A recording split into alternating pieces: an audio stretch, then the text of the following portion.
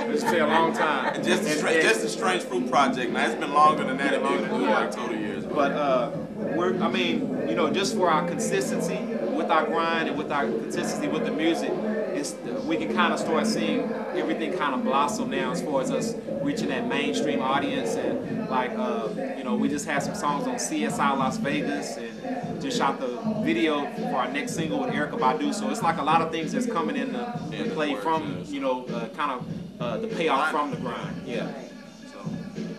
Hustle does pay off. For those of you out there who thinks that hard work doesn't pay off, and then the man who's working hard every day always ends up on the bottom, it's not true.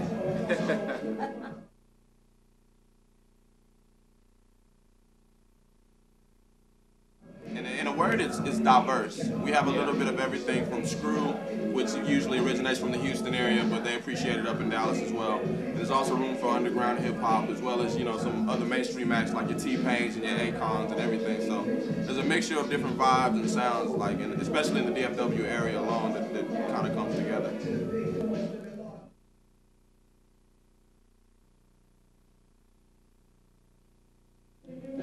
Me personally, I have to say it starts with the corporate, because they're the ones that's actually feeding the music or feeding the material to the consumers. So, you know, like with the music program, the radio programmers and video, you know what I'm saying, people are being force-fed. They're being force-fed. Exactly. Stuff, and then, you know, if you eat something long enough, after a while, you don't necessarily like it, but you begin to be able to tolerate it. Exactly. So, and the people do have a voice to an extent, so you got to put, you know, the people to blame to an extent, because if everybody does cry out, then they can make a difference, which is what we're starting to see maybe now with everything going on, the controversy like on Oprah and all of that other stuff. So, it's a little bit column A, a little bit column B. You know, you can't just put it on one side or the other. So yeah, it's more than this. It's many different factors. Yeah, a lot of factors that play a part in it. So what can the consumer do? Stop buying it. and you know, I mean, just not necessarily just stop buying it, but at the same time, ask for balance. You know, instead of, you know, and you can boycott, I guess, in a sense, if that's what you need to do, radio or whatever, just to get the point across that you don't. You know what I'm saying? Right. If we have to do, like, you know, like basically a sit-in, but you know what I'm saying, a tune-out for radio, you know what I'm saying, video, whatever, just so they get the point across. If they lose viewers and you lose listeners, then they're gonna finally listen and start giving people what they want. And in a sense, the industry is kind of changing also. Yeah. You kind of see it, the whole climate of the music industry. The whole format has changed since, you know, from the last 5 years. Yeah. You know, it's a drastic change. So. And it's not just the hip hop genre that's suffering too as well, just so we can just put that in.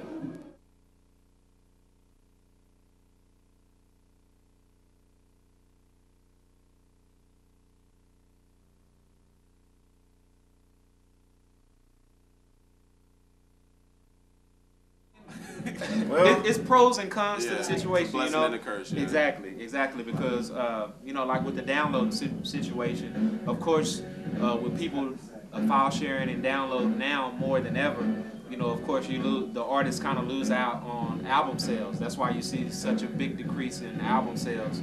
But at the same time, an artist really doesn't make money off an album, so the more people that download it, that's just building your brand up, building your worth up. So, you know, when you're able to do shows and tours, then you'll have more worth or more value to you. Basically, like, so it's like pros and cons. Yeah, through downloading, you get more listeners. Exactly, that's true. I think one thing it does is it makes the album less valuable. You know, it makes it disposable. Yeah, more disposable. I mean, it's like you get it free, so it's like you don't appreciate it as much. I remember, you know, when I was buying albums, I used to have to work for that, spend a little money to buy appreciate the it, read tape. the line of arts and all that. I mean, it was like, ooh, I got it. You know, they get it off the internet for free. It's like, okay, I got it. You don't have you don't have the artwork, you don't have the theme, you know, the layout laid out and the credits, and you know, we was in all of that. So, you know, and like you were saying, like with your original question, I do feel that the quality of the music has a part of that too, because you know, I mean, the quality of the music is so watered down. Yeah, it's so watered down now. It's like, why pay my money for you know, to get 2 songs off an album? People aren't putting out two like full albums worth of solid music. Exactly. And it's like, it's almost because they feel like I don't know if it's because they feel like they have to sell out to whatever the industry and everything is doing, or whatever it is. But for whatever reason, they're trying to go out and put out like hit songs for whatever the fad is at the time, whether it's snap music, funk music, pop music. The rest of the album is garbage. It has no substance, nothing to grow from. 6 months later, they're putting out pretty much the same album and trying to get paid off of it again, you know what I'm saying? People get tired of it, yes. Exactly. And 9 times out of 10, they're just downloading it to be in the know or just so they can say that they have it or they've heard it. You know, it's not anything that they necessarily really like. It's just because everybody else is listening to it and they like it. So they know, okay, to quote unquote get it popping, let me go ahead and download it just so I can say, you know, I got that too. We're in a society where you get criticized for being an individual. So, and because of that, people are scared to be open. But I know, like, when I was in school and stuff, I used to like stuff like Alanis Morissette and just different weird stuff. To everybody else, that was crazy, but to me, it was just good music. So, yeah.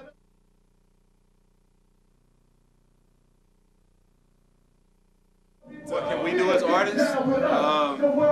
Basically, we feel like basically what we're doing. Is basically, as long as we can keep putting out what we try to focus on, we put our music is making good music with substance, consistent music, something that everybody can enjoy. We're not trying to, you know what I'm saying, be put in a box or categorized, you know what I'm saying? We try to make music for everybody, every social class, every race, every walk of life. That's what we try to do, good music for the soul. So it's more of a slow burn, but it's more longevity in it. You know what I'm saying? It's not like, okay, Strange Fruit is here, okay, you got 1 million sales now, okay, yeah, tomorrow or the next album, you know, nobody knows about it. So it's like a slow burn, but like we have true, consistent, you know, fans, you know, and it's steady growing. So we will take that any day over the.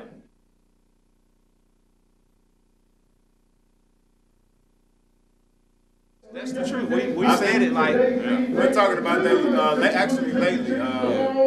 It's just kind of amazing how. I mean, you know, we kind of started this whole thing, and it's like we just kind of abandoned it.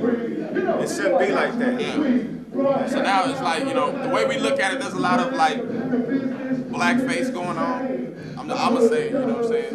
And not everybody, but you know, like a lot of people are selling out, you know what I'm saying, to do certain things. And it's hurting our people, it's hurting our society, you know what I'm saying? You can see that's why so much controversy over it now. You know what I'm saying? Hip hop didn't start where it is now, and they're trying to make it seem like it did. And that's no good. So that's what we feel. But the flip side and the funny thing to that, you get a show where it's about dropping it like it's hot, TNA, booty, you know, you'll probably see a majority of us. Yeah, exactly. That's where all of us will be.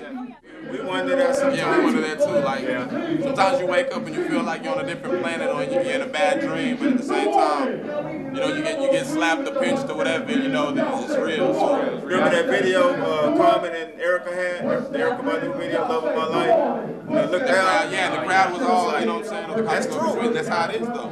But at the same time, we go where we're supported. So, you know what I'm saying? Whoever receives our message, you know what I'm saying, that receives our music and appreciates it, you know what I'm saying? We support them because they support us, you know what I'm saying? That's where it should be.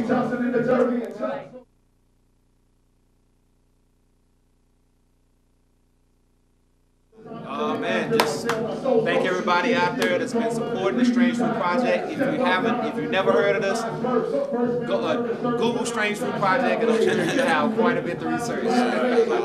Thank you for giving us the interview. Thank y'all for tuning in and checking, you know what I'm saying? MySpace.com/Strange Fruit Project.